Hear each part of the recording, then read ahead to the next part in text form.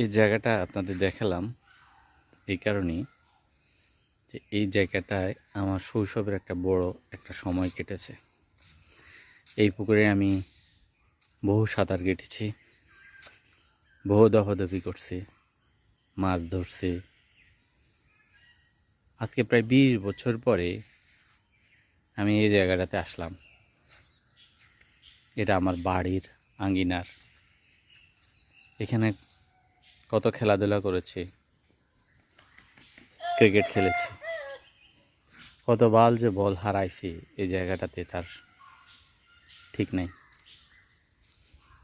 এই জায়গাটা আমার আত্মা, মাটি, আমার হৃদয়ের সাথে সম্পর্কিত একটা জায়গা।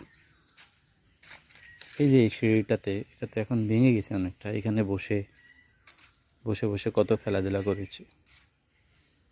এটা একটা কবরস্থান, তবে কার কবরস্থান এখন অবশ্য জানি না।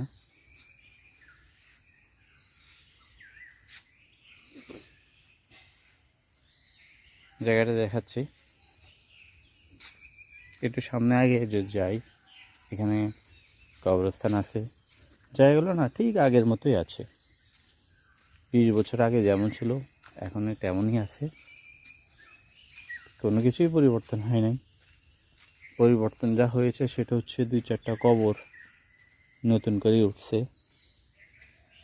সময়ের সাথে সাথে মানুষের বয়স হয়, মানুষ মারা যায়,